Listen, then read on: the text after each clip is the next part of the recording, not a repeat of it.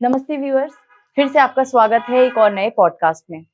हम सब जानते हैं कि हम 4 युगों में अपने आप को जीते हैं, सतयुग, त्रेता, द्वापर और कलयुग। ज़्यादातर हमने या आपने हम सब ने सुना है कि कलयुग अभी लाखों वर्ष का है, जबकि मुझे नहीं लगता कि इसमें कोई सच्चाई है, क्योंकि कहा जाता है कि युग सिर्फ 5000 साल के होते हैं और फिर 5000 साल के बाद ये युग परिवर्तन होता है और अब शायद ये समय है परिवर्तन का। तो हम क्या वाक़ई में परिवर्तन की ओर हैं? क्या हम वाक़ई में 3D से 5D में शिफ्ट हो रहे हैं? अब आप सोचेंगे 3D और 5D क्या है? एक्चुअली हम डायमेंशंस की बात कर रहे हैं। अगर हम हिंदी में कहें तो युग और इंग्लिश में कहें तो डायमेंशन। तो आज हम इस टॉपिक पर डिटेल में बात करेंगे और आज हमारे साथ हैं हमारे expert Praveen Bhatia sir. Praveen sir इस 3D और 5D के कांसेप्ट को बहुत अच्छी तरीके से समझ पाए हैं और बहुत अच्छे से समझा पाते हैं।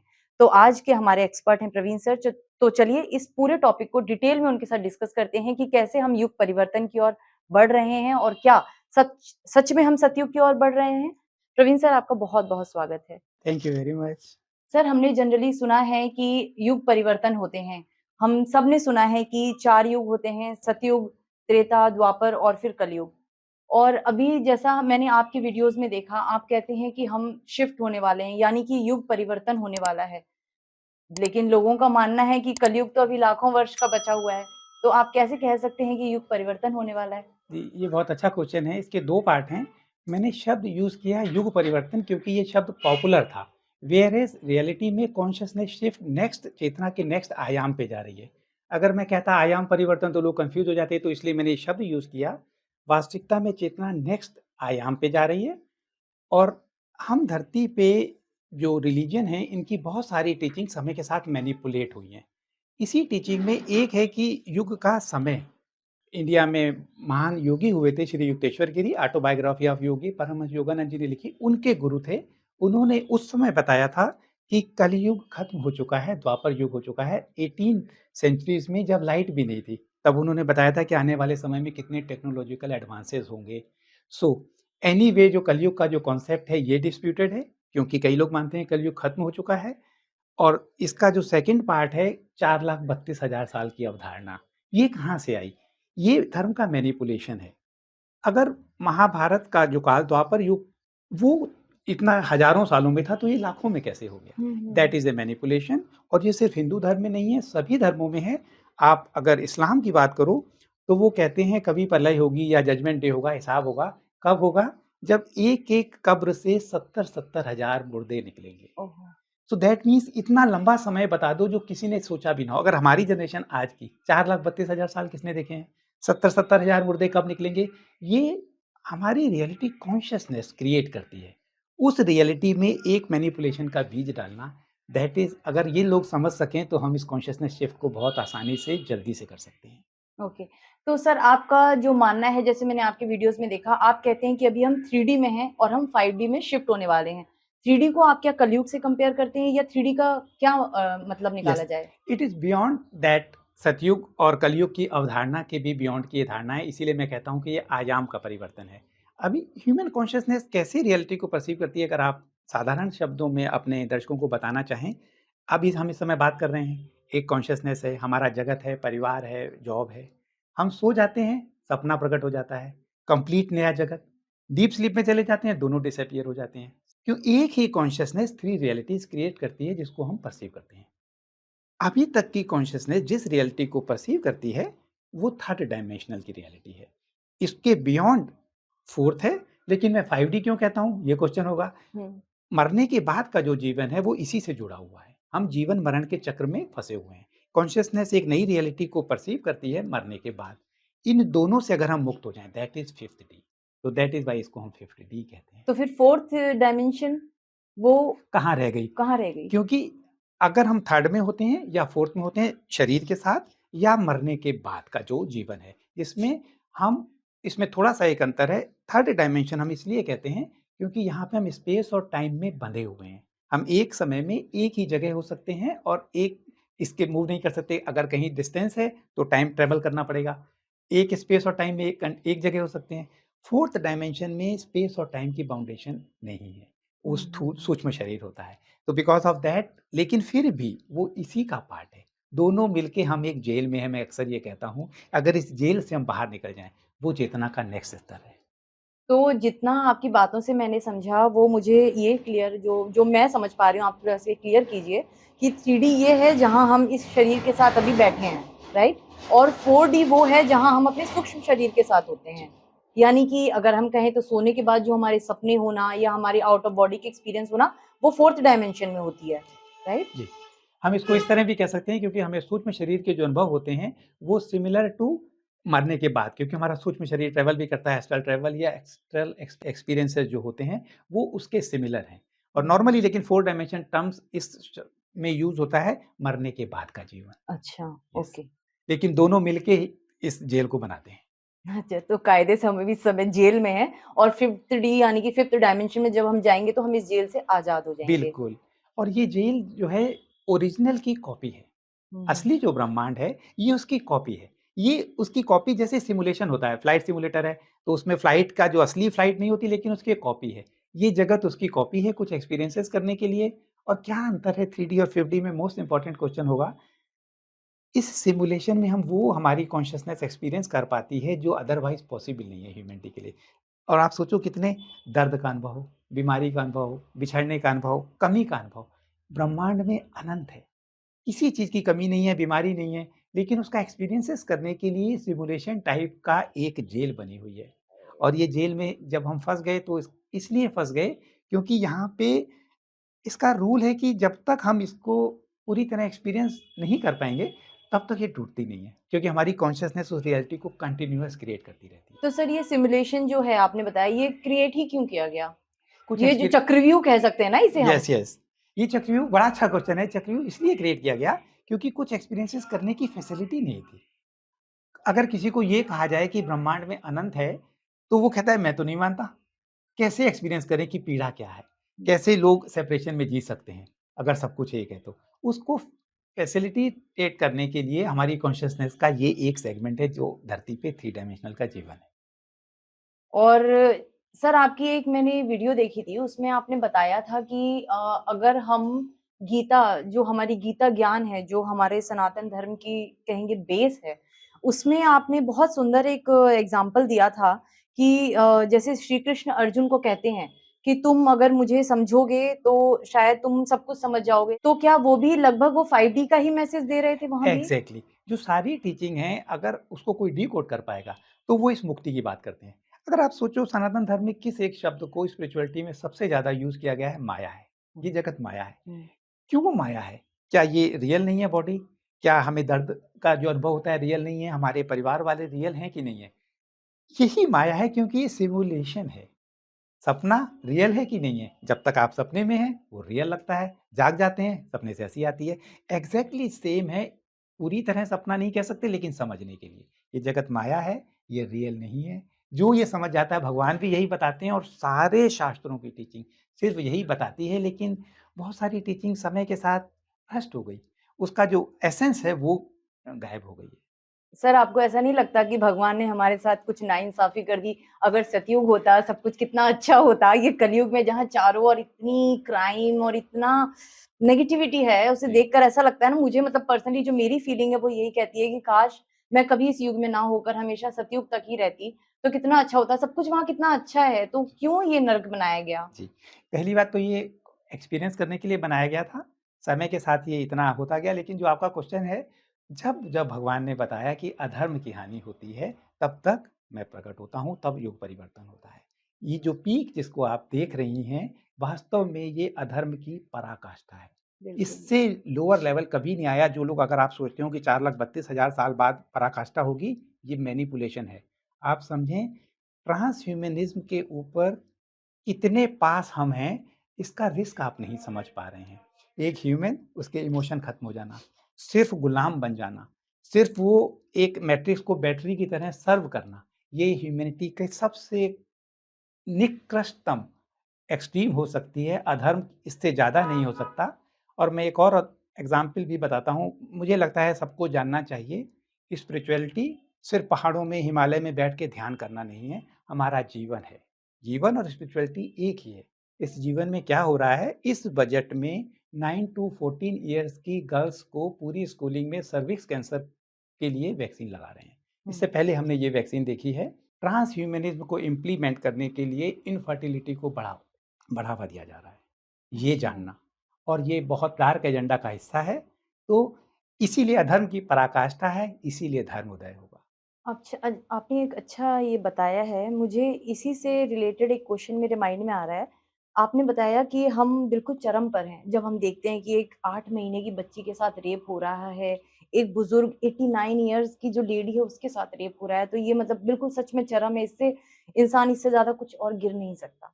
तो जब मैं अगर आप बात कर रहे हैं सर 5G शिफ्ट की, तो जो इस समय 3D में यानी कि इस समय कलयुग के जो इस अंत के समय पे जो मानव इतनी मतलब क्रूर जिसके अंदर मेंटालिटी इतनी खराब राक्षस जिसे कहेंगे अगर उस मेंटालिटी का है, क्या वो भी 5D में शिफ्ट होगा? नेचुरली शिफ्ट होगा, क्योंकि वो जो हम 2 तरह से जीवन को परसीव करते हैं, ये ह्यूमन बॉडी, इसकी मेमोरी कहाँ पे है? हम सोचते हैं कि मेमोरी दिमाग में है।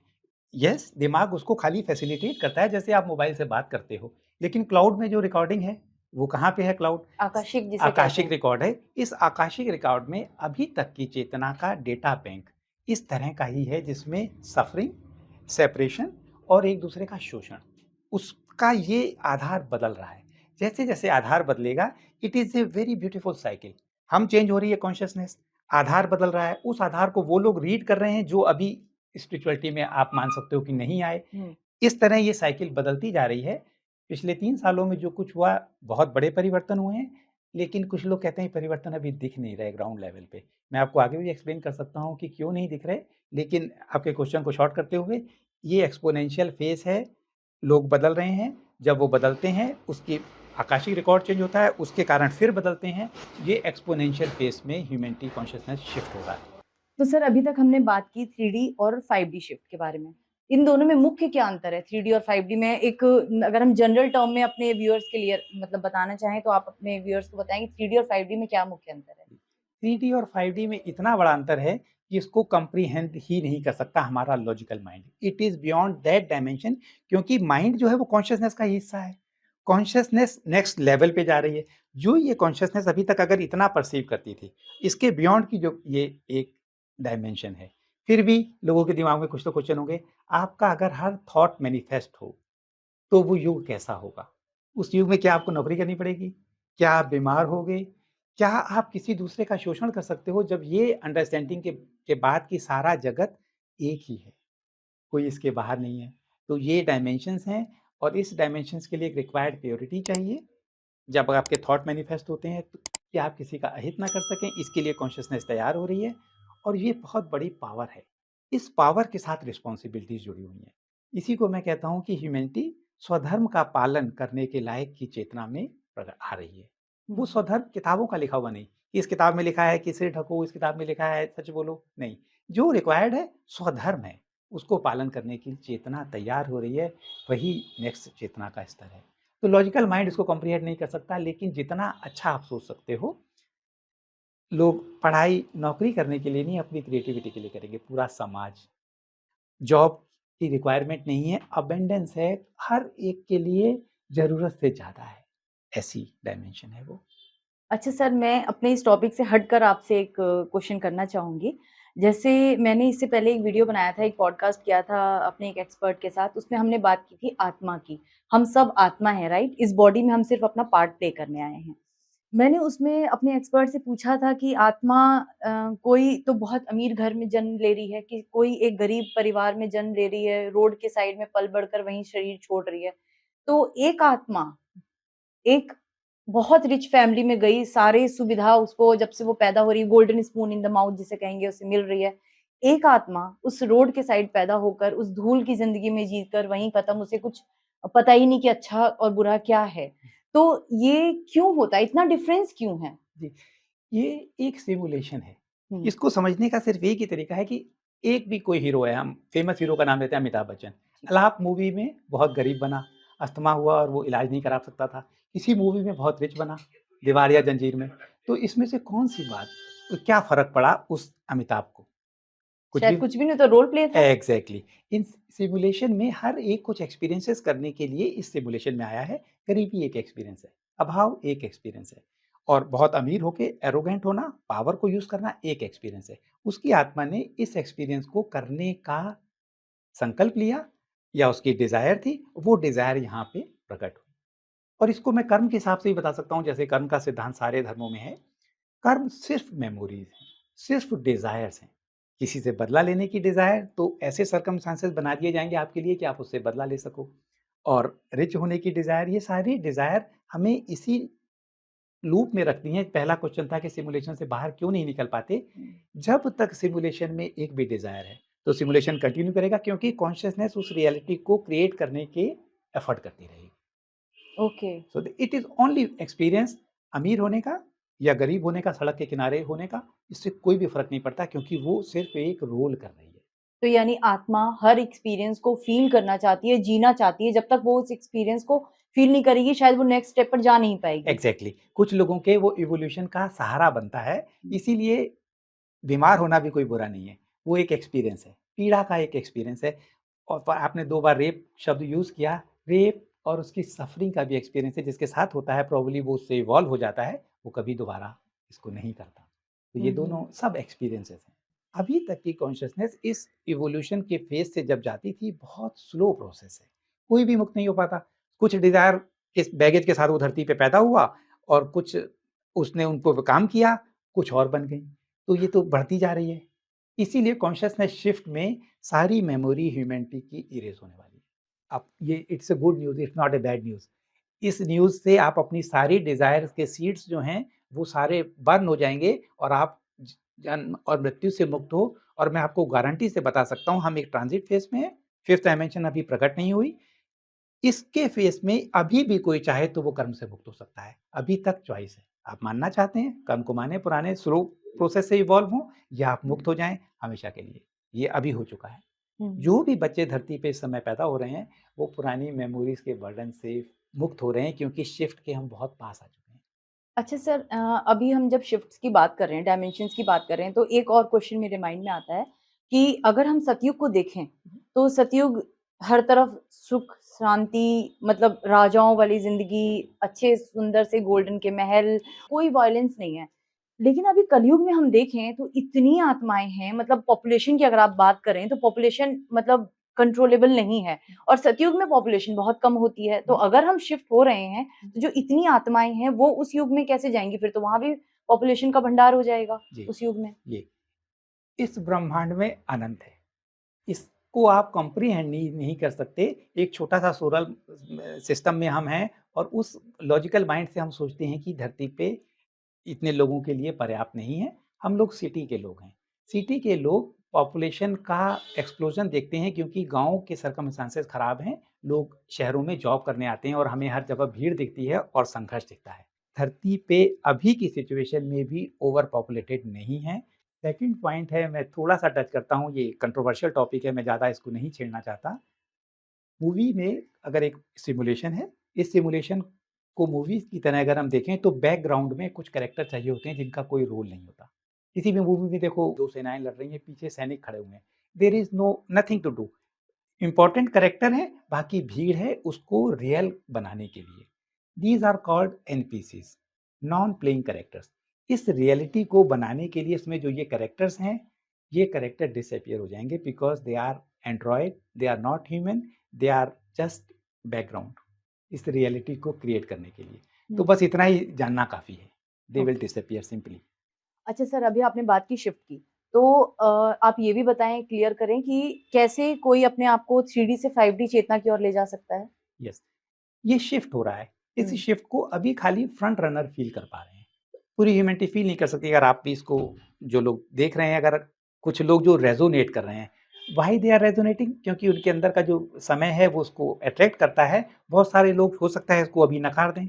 वो कुछ लोग जब फिज़िकली हो जाता है तब मानते हैं। तो बहुत बड़ी पॉपुलेशन अभी इसके बारे में नहीं जानती है, लेकिन फ्रंट रनर इसको फ़ील कर रहे हैं। तो उनका क्या काम है? ये जो आकाशिक रिकॉर्ड चेंज हो रहा है, अपने आप की कॉन्शियसनेस को बदलना। इसके लिए जो भी टूल हैं, सारा ज्ञान आपके अंदर है। अभी तक की जो कॉन्शियसनेस है वो बाहर ढूँढती है सच को, सच अंदर है। तो अंदर अंतर्मुखी हों, उसमें ध्यान की कोई अच्छी प्रैक्टिस हेल्प करती है। और इसके अलावा अब ये धरती शिफ्ट हो चुकी है। मैं आपको बता रहा हूँ, रिसेंटली ये जो नी धरती का आधार है, ये अबंडेंस में आ चुका है। तो अपने निर्णय को देखें कि मैं ये निर्णय जो ले रहा हूँ या ले रही हूँ, वो असुरक्षा पे बेस्ड है या अगर अबंडेंस होती तो मैं ये निर्णय लेती। ये काम कर सकते हैं। हमारी थर्ड आई जो है, सिर्फ़ ये सच को जान सकती है। डुअलिटी से हम सच को नहीं जान सकते। ह्यूमैनिटी जो कॉन्शियसनेस शिफ्ट है, इसमें अर्थ की वाइब्रेशन इतनी फाइन होती जा रही है कि जो लोग इससे ट्यून्ड हैं, वो उनकी थर्ड आई एक्टिव हो रही है। रादर सबकी हो रही है। तो थर्ड आई तो एक्टिव हो गई मान लो, लेकिन उन्हें पता नहीं है, किसी अंग को कभी यूज़ नहीं किया तो वो एक तरह से सो रहा है, डेड पड़ा हुआ है। डेड पड़ा हुआ है। तो उसकी थोड़ी-सी एक्सरसाइज़ करनी पड़ती है। थर्ड आई की एक्सरसाइज़ है, कभी भी ब्लिस का अनुभव हुआ है, क्योंकि ये जो हमारा ऑर्गन है पिनियल ग्लैंड, यहाँ से डीएमटी सीक्रेट होती है। तो ज़िंदगी में कभी किसी को ब्लिस का अनुभव है उसको याद करें, तो ये उसकी एक्सरसाइज़ है, वो उनको एक्टिवेट करने में मदद करेगी। तो अगर ये सब काम करेंगे और डर से, और मैप ऑफ कॉन्शियसनेस एक है, मेरे चैनल में पढ़ा है या आपको पता होगा, उस मैप में देखें कि वो कहाँ पे हैं। अगर किसी तरह का अपराध बोध है, गिल्ट है, जो इस मैट्रिक्स का मूल स्वभाव है, हर एक के अंदर एक किसी न किसी तरह का गिल्ट और अपराध बोध रखा जाता है। डर है, इस डर से अपनी कॉन्शियसनेस को अगर उठाते जाएँगे, तो हम शिफ्ट के पास आते जाएँगे, आप शिफ्ट में कंट्रीब्यूट करेंगे क्योंकि आपकी एनर्जी आकाशीय रिकॉर्ड को चेंज करेगी, उससे धरती पे फ़र्क पड़ेगा। ओके, तो यानी हम इसका अगर सम अप निकालें तो हमें अगर हम 3D से 5D का शिफ्ट कर रहे हैं और या हमें करना है, तो सबसे मेन होगा कि हमको अपने आप को अवेक करना है और अवेकनिंग का सबसे इम्पोर्टेंट टूल है मेडिटेशन। जैसा मैं अपने हर वीडियो, हर पॉडकास्ट में यही कहती आई हूँ कि अगर हमें स्पिरिचुअली अवेयर होना है, उस परम शक्ति के साथ अपने आप को जोड़ना है, तो हमारे पास सिर्फ़ और सिर्फ़ एक हथियार है जिसे हम कहते हैं मेडिटेशन। जैसा आपने भी बताया कि मेडिटेशन जिससे हम अपनी थर्ड आई एक्टिवेट करते हैं, उसके थ्रू ही हम स्पिरिचुअलिटी में और आगे अपने आप को बढ़ता हुआ पाते हैं या हम अपने आप को अपने नेक्स्ट लेवल पर देख पाते हैं। और ध्यान की भी बात होती है तो आजकल लोग यूट्यूब है या किसी ना किसी बिना किसी टेक्निक के ध्यान की प्रैक्टिस करते हैं। ध्यान इतना आसान नहीं है, मैं आपको गारंटी से बता सकता हूँ। यम, नियम, आसन, प्रत्याहार, धारणा, प्राणायाम, इसके बाद जो ध्यान प्रकट होता है। आप बिना किसी टेक्निक के अगर ध्यान करने की कोशिश करते हैं तो कई बार टाइम वेस्ट हो जाता है। अच्छा है कि ध्यान की शुरुआत किसी एक अच्छी टेक्निक से करें ताकि इस कम समय में हम इसको समय वेस्ट ना हो, हम कम समय में ध्यान में पहुँच सकें। तो सर अभी तक जैसा हमारा टॉपिक है, हमारे व्यूअर्स तो समझ ही चुके हैं कि हम 3D से 5D की ओर जो मूव ऑन कर रहे हैं उसके ऊपर है। तो जैसे अगर हम 3D से 5D की ओर जा रहे हैं, तो इसमें सबसे मेन चैलेंजेस क्या आ रहे हैं? ये चैलेंजेस सबसे बड़ा तो ये है कि एक ऐसे शब्द की बात होती है जिसके बारे में शास्त्रों में कोई वर्णन नहीं है। अगर उस शब्द का वर्णन नहीं है तो इमीडिएटली पहला रिएक्शन होता है कि ऐसा कैसे हो जाएगा? जब आप नकार देते हो, क्योंकि कॉन्शसनेस रियलिटी क्रिएट करती है तो आप एक तरह से उसमें बाधा बनते हो। तो लेकिन अगर आप रेज़ोनेट कर रहे हो, तो सेकंड चैलेंज आता है कि परिवार के लोग हमारे नहीं मान रहे। हम उनको कैसे बताएँ, हम तो शिफ्ट होना चाहते हैं, हमारे सर्कमस्टेंसेस सूट नहीं करते। ये सेकंड चैलेंज है। कॉन्शियसनेस जब स्लो लेवल में इवॉल्व होती है, एक बच्चा पैदा होता है इस परिवार में, इतना कम इवॉल्व होता है कि उसकी कॉन्शियसनेस सेम रियलिटी को अभी तक प्रकट करती रहती है पूरे जीवन मरने तक। लेकिन अब हम बहुत फास्ट फेस में हैं। इसका मतलब ये है कि हमारे फ्रेंड सर्किल या रिश्तेदार भी अगर हम शिफ्ट कर जाएंगे तो वो रियलिटी में हो सकता है कि वो हट जाएं। उसको छोड़ने का साहस, अपने सर्कमस्टांसेस को बदलने का साहस, कंफर्ट जोन भी एक चैलेंज है। उस ये सारे चैलेंजेस हर एक फेस करता है। इस स्पिरिचुअल जर्नी इतनी कंफर्टेबल नहीं है जैसा लोग मानते हैं। ये ट्रांजिशन है। आप ट्रांसफॉर्म हो रहे हो अपने पुराने ज़ोन से नए ज़ोन में। तो इन दैट केस ये सारे चैलेंजेस सबको फेस करने पड़ते हैं, but they are for a very good reason. तो डरने की कोई बात नहीं है, पूरी तरह हम लोग आगे बढ़ सकते हैं। तो सर आपने बताया कि जब हम किसी भी चीज़ में मूव ऑन करते हैं तो चैलेंजेस तो होते हैं। तो जो 5D की ओर जो जो हम जा रहे हैं तो इसके मुख्य लक्षण क्या होंगे? यानी इसके सिम्पटम्स कैसे पता चले कि हम 5D की ओर मूव ऑन हो रहे हैं? इसके 2 फेज़ हैं, प्रिपरेशन और होना। हम अभी प्रिपरेशन के फेज़ में हैं, लेकिन फिर भी लॉजिकल माइंड है। पहले मैंने कहा कि लोग नकार देते हैं, तो वो सुनना चाहते हैं कि क्या चेंजेज़ हैं, हम कैसे पता लगे? अर्थ की जो एक फ्रीक्वेंसी है, इसको शूमन रेजोनेंस कहते हैं। आप इसको देखो कि ये कैसे बदल रही है। आज से 3-4 साल पहले मैंने बताया था कि धरती पे सोलर फ्लैशेस स्टार्ट होंगी, तब लोगों ने ये शब्द नहीं सुना था। आज न्यूज़ में और टीवी की न्यूज़ में भी आने लगा है कि सोलर फ्लेयर आई थी और वो इस मैग्नीट्यूड की आई थी। और ये मैग्नीट्यूड हर बार बढ़ता चला जा रहा है। सोलर फ्लेयर क्या करती है? हमारे जो सेल्स हैं, इसमें लाइट को एब्ज़ॉर्ब करने का एक थ्रेशोल्ड है। अभी तक वो उससे ज़्यादा एब्ज़ॉर्ब नहीं कर सकती थी। जब सोलर फ्लेयर आती है तो हमारे सेल एक्सपेंड होते हैं, लाइट को कुछ घंटे के लिए एब्जॉर्ब करते हैं। कलयुग क्या है? अंधकार। लाइट इसको दिखा रही है, तो ह्यूमन बॉडी तैयार हो रही है, तो सोलर फ्लेयर लगातार आ रही हैं, ये एक संकेत है। और जब अगर आप सुनते हैं हर बार की सोलर फ्लेयर पिछली मैग्नीट्यूड से अब की बार ज़्यादा आई थी, तो अब आप सोचें कि अगर ये बढ़ती जाएगी, तो आप अपने आप को कैसे तैयार करेंगे?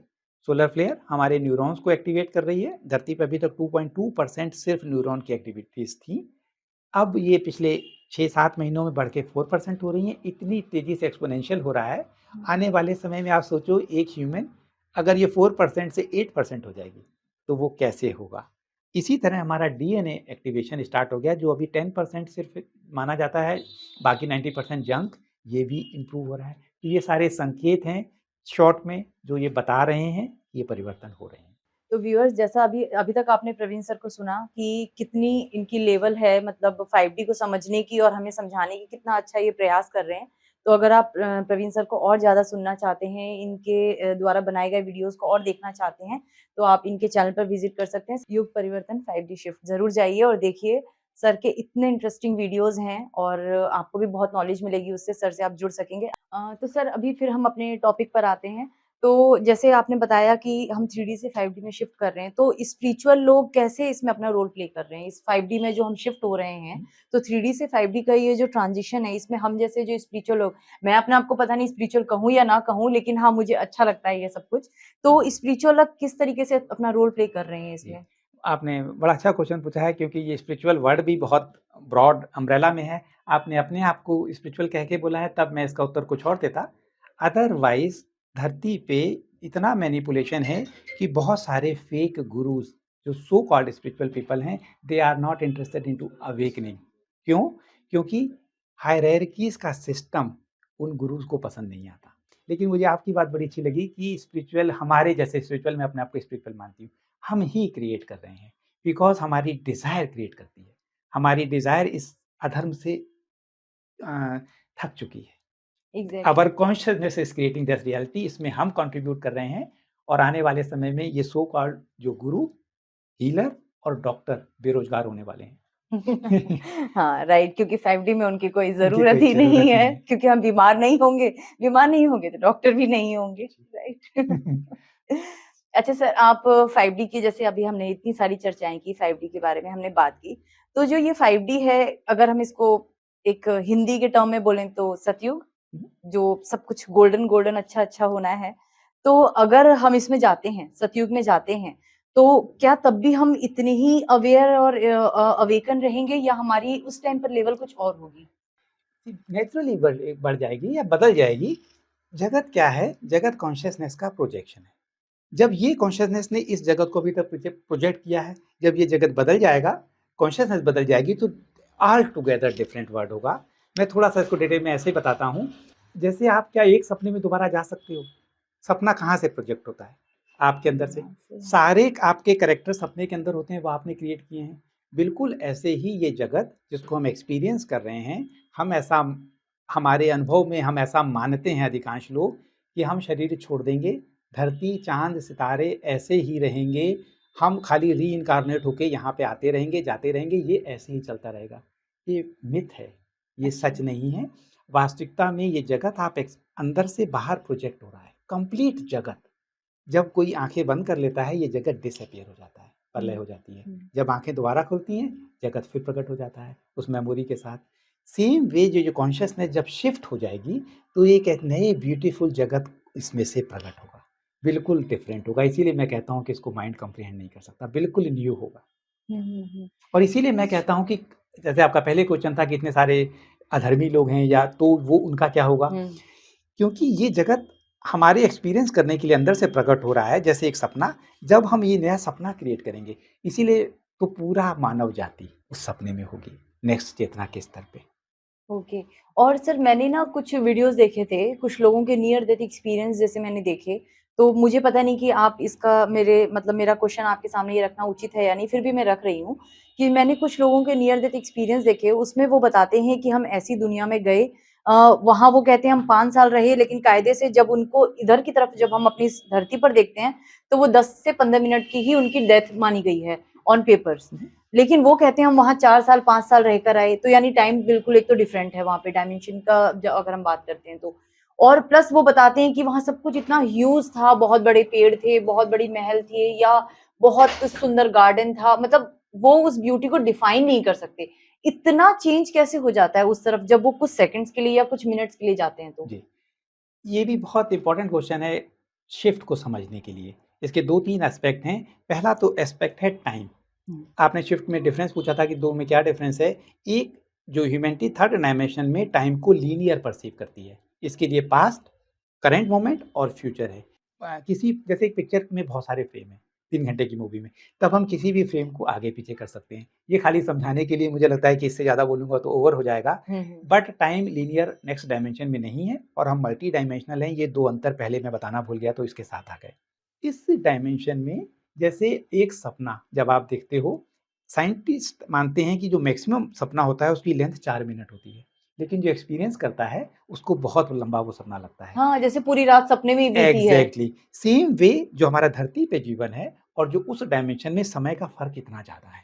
अब उन्होंने तो 5 साल को यहाँ पे 15 मिनट बताया, इससे भी स्लो है हमारे मल्टीपल इन्कार्नेशंस धरती पे, वहाँ पे सिर्फ़ एक पलक झपकने के बराबर है। ओह! इसीलिए वहाँ पे जो बीइंग है, जो हम ही हैं वहाँ पे, हम इस सपने में हैं। इसका दूसरा तरीका इसीलिए इसको माया कहते हैं। हम एक सपने में हैं और ये सपने में हमारे मल्टीपल इन्कार्नेशन वहाँ के समय के हिसाब से दूसरे हैं। लेकिन लास्ट पार्ट आपका क्वेश्चन में अभी भी है कि जो नियर डेथ एक्सपीरियंसेस लोगों ने हुए, क्या वो सही थे या झूठ थे? इस माया में जैसे हम सारे एक्सपीरियंसेस करते हैं, वो रियल भी हैं, लेकिन सिमुलेशन का हिस्सा भी हैं। सेम वे धरती पे 3 सिमुलेशन हैं, ये जीवन, मरने के बाद का जीवन और अर्थ के बियॉन्ड की डायमेंशन है जिसको हम ईटीज़ या एलियंस कहते हैं वो जीवन। वो तीनों पास-पास आते जा रहे हैं। इससे पहले की मेरे पेरेंट्स को इन सब बातों में पता नहीं था, लेकिन अब ये शिफ्ट हो रहा है, इसलिए ये पास आ रहे हैं। इसी तरह जो नियर डेथ एक्सपीरियंसेस हैं, क्या वो सिमुलेशन का हिस्सा हैं या वो वास्तव में एक्सपीरियंसेस हैं? ये क्वेश्चन मैं आपके ऊपर छोड़ता हूँ। सर, जैसे अब हम ऑलमोस्ट अपने खत्म होने के वीडियो के एंड पे चल रहे हैं। बस आपसे एक क्वेश्चन और मैं करना चाहूँगी कि जैसे अभी आपने बताया कि हम शिफ्ट की ओर हो रहे हैं, और हम, जैसे मैंने अभी आपके सामने एक क्वेश्चन रखा था कि इस 3D शिफ्ट में, मतलब 3D डायमेंशन में, जो हम एज़ ए स्पिरिचुअल बीइंग अगर अपने आप को लेते हैं, तो जो हमारा पार्ट है वो है लोगों को अवेयर करना। जब हम 5D में शिफ्ट हो जाएँगे तब वहाँ हमारा क्या रोल हो सकता है? मतलब क्या होना चाहिए, आपको क्या लगता है? यस, इस क्वेश्चन को जैसे मैंने पहले कहा था तो लोग ये भी सोचेंगे मैंने कहा वहाँ पे जॉब नहीं है, बीमारी नहीं है, तो क्या हम बोर नहीं हो जाएँगे? नहीं, हमारी अभी तक की कॉन्शसनेस उसको कॉम्प्रिहेंड नहीं कर सकती, उस रोल को और उस रिक्वायरमेंट को। That is all together different dimensions, लेकिन मैं ये कह सकता हूँ कि तब हम ब्रह्मांड के प्रति ज़्यादा रिस्पॉन्सिबल होंगे। जैसे बच्चा है, उस बच्चे को थोड़ी-सी पावर दी जाती है, घर में लाइट से नहीं खेल सकते, चाकू से नहीं खेल सकते, क्योंकि वो एलिजिबल नहीं है, वो अपने आप को हार्म कर सकता है। उसके साथ उसकी रिस्पॉन्सिबिलिटीज़ भी लिमिटेड हैं। इस चेतना में थर्ड डायमेंशन में जब ये चेतना यहाँ पहुँचेगी, तो अकॉर्डिंगली हमारे रोल, रिस्पॉन्सिबिलिटीज़ अपने आप बदल जाएँगी और अकॉर्डिंगली हमारी पावर। और इसको मैं ऐसे भी कह सकता हूँ जैसे शास्त्रों में हमें बहुत बार बताया गया कि अहम ब्रह्मास्मि। गुरु बताता है शिष्य को, महावाक्य है कि मैं ही वो हूँ, आई एम ब्रह्म दैट, हूँ, मैं हाँ, ही वही हूँ, आई एम हाँ। दैट। जो लोग इसको नहीं समझते वो समझ सकते हैं कि वो अहंकार की बात कर रहा है। No, that is the realization कि ये जो कॉन्शसनेस है वो एक ही कॉन्शसनेस है, वो सबके थ्रू प्रकट हो रही है। एक ईश्वर अनेक में विभक्त हो गया मल्टीपल एक्सपीरियंसेस करने के लिए। वो मैं हूँ, आई एम दैट, तत्वमसि, तुम भी वही हो। इन दोनों में जो एसेंस है, you are co-creator of this reality. Rather आपका पूरा जीवन आप क्रिएट करते हो अनकॉन्शियसली। जब आप ये अनकॉन्शियसली से ये कॉन्शियस क्रिएशन शुरू हो जाता है, तब आप अपने रोल के प्रति सजग हो जाते हो। फिफ्थ डायमेंशन में आप अपने रोल के प्रति पूरी तरह सजग होंगे और ये ट्रांजिट फेज में हम इसको जानना शुरू कर रहे हैं कि हम को क्रिएटर हैं। मेरे चैनल में कुछ मेथड्स पड़े हुए हैं जो आपके जीवन को बहुत सरल बना सकते हैं। आप बीमारी को हील कर सकते हो, उसको कंप्रेस कर सकते हो, अपनी रियलिटी को बदल सकते हो। इसका पर्पस सिर्फ अपने को क्रिएटर के रोल को जानना है। और को क्रिएटर मैं इसलिए कहता हूँ क्योंकि लोग विरोध ना करें, वास्तव में आप क्रिएटर हैं अपनी ज़िंदगी के, और जब ये जान जाते हैं तो आप कभी भी विक्टिम रोल नहीं कर सकते। तब ये रोल है, आपने अनकॉन्शियसली सिलेक्ट किया था, चाहे वो आपको सूट नहीं करता, अब आप कॉन्शियसली वो सब सिलेक्ट कर सकते हो जो आपके जीवन को अच्छा बना सकता है, उन उलझनों से दूर कर सकता है और आप पूरी एनर्जीज अपने शिफ्ट के लिए लगा सकते हैं। तो दैट इज co-creator और creator and that is our role after the ascension. Okay, thank you so much sir. आज आपने एक्चुअली इतनी डीप नॉलेज हमारे साथ शेयर की। आई एम श्योर कि हमारे जो व्यूअर्स आज आपको देख रहे हैं, वो भी इस चीज़ को समझेंगे कि हम अपनी ज़िंदगी के खुद ही राइटर, डायरेक्टर, प्रोड्यूसर सब कुछ हैं। यानी अगर हम चाहें तो अपनी ज़िंदगी में खुशियाँ भी दे सकते हैं, अपने अपने रोल को हम दुःख भरे जीवन में लिखना चाहें तो वो भी लिख सकते हैं, खुशियों भरा जीवन भी दे सकते हैं, बीमारी भी हम खुद इन्वाइट करते हैं और सुखद जीवन भी हम इन्वाइट करते हैं। और जैसा सर ने बताया कि हम 5D शिफ्ट की ओर मूव ऑन कर रहे हैं, तो ये जागने का समय है। हम बहुत सो चुके, अब जाग जाएँ और अपनी स्पिरिचुअलिटी को, अपनी अवेयरनेस को उठाएँ, आगे बढ़ें और सर के साथ ज़रूर जुड़ें, उनके यूट्यूब चैनल पर ज़रूर विज़िट करें। बहुत अच्छे वीडियोज़ हैं, बहुत नॉलेजेबल वीडियोज़ हैं, ज़रूर उन्हें देखें। तो हम फिर मिलेंगे अपने नए वीडियो में, अपने एक नए मास्टर के साथ, नए एक्सपर्ट के साथ। प्रवीण सर, आपका बहुत-बहुत धन्यवाद इस टाइम के लिए, इस नॉलेज के लिए थैंक यू और वेरी हमारे मच। व्यूअर्स को जगाने के लिए। Thank you very much. ये मेरा मिशन है, क्योंकि ये कोई ऐसा काम नहीं है कि मैं जगा रहा हूँ, ये एक टीम इवेंट है। धरती की चेतना नेक्स्ट स्तर पे जा रही है, इस टीम में सबका स्वागत है। थैंक यू वेरी ठीक मच। है व्यूअर्स, फिर जल्दी मिलेंगे एक नए वीडियो वीडियो में आपके साथ। धन्यवाद, नमस्ते।